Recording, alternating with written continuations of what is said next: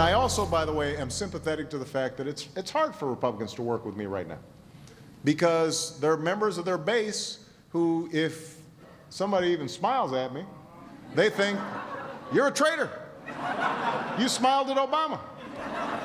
Wow, that from a fundraiser in California for Senator Barbara Boxer last night, San Francisco, in fact, addressing the almost poisonous atmosphere we find in Washington today.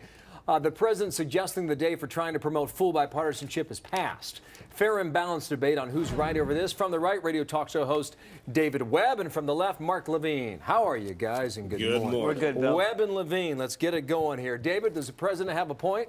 Yeah, he does. It started in 2006 when the Democrats took over Congress. Bipartisanship went out the window, and when he was elected to office, it was completely gone. But there is bipartisanship in Washington, D.C. It's been in the opposition to health care, to cap and trade, to all these big government, big spending programs. Mark? Well, you can argue that it began with Newt Gingrich when he shut the government down in 1995. Look, the president has reached out. You can go back as far as you want. Huh? The point is that the president has tried to work with the opposition party more than any other president in American history. He's reached out to them time and time again. But the Republican leadership has told renegade Republicans, don't work with Obama. If you even consider negotiating with him, they said you can't do that. And so you had Boehner and Mitch McConnell very much say, Republicans, you have to toe the party line. And I don't think the American people want that. I think they want the parties to work together. But ever since the massive election, I should say, before the re-election, the election of President Obama, I think the Republicans learned that only by being the party of no do they think they'll ever get power again. David, what about the party of no? And let me read you a quote from last night. The day has passed, the president said, when I expected this to be full partnership. You know, I don't know who's right and wrong in this debate.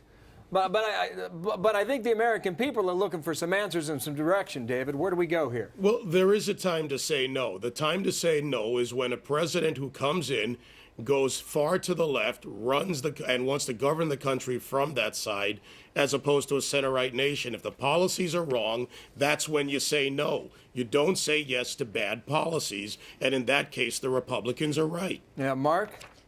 Here's how you know the Republicans are the party of no. When the military authorization came up last year, this is something that was voted on unanimously, but the Republicans still filibustered it. When it came to unemployment, increasing unemployment benefits, the Republicans supported that too, but they still filibustered it. I think if they tried to name a post office, the Republicans would filibuster it. This is all part of their strategy announced by Rush Limbaugh to make America fail by making this president fail so they can take power again. It's a very cynical strategy. Limbaugh? I do. Mark, David, you are are the Republicans taking all their cues from Rush Limbaugh? Mark would like to sell that, and nobody's buying it. Mark, got a little news for you. Nobody elected Rush Limbaugh. He's a talk show host.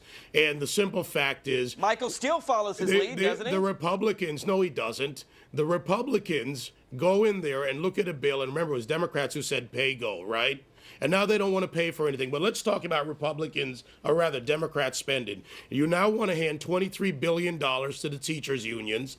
You now want to hand, and there's a proposal for $165 billion to the pension funds for the unions. And the unions let me finish. Mark, get your point out, David. And the unions just announced that they will give $100 million to Democrats in the midterms. It's spend taxpayer money, big government, and pay back the unions. So your point, David, the party of no is okay so long as you're objecting to more spending and more debt. Yes, to bad policies, absolutely. Got it. Mark, I'll give you the last word. I want to know from Dave why it is that the Republicans filibuster bills that they themselves support. That doesn't make any sense. If you're trying to do things that you support, you vote for it. Why do they keep filibustering things that they themselves support? Because they want this country to fail. They want the economic times to be worse. That's why they voted against the biggest tax cut for middle class in American history, the stimulus package. I never knew that Republicans hated tax cuts until they voted against Obama. David, he threw it back in your court, though. You get the last word. Well, hey, Mark, the only thing that agrees with you is the echo of your own voice, because most of Americans in this country want the country to succeed, want the president to succeed. His policies are bad. Pelosi's policies Why do they vote against are tax bad. Cuts? I got it.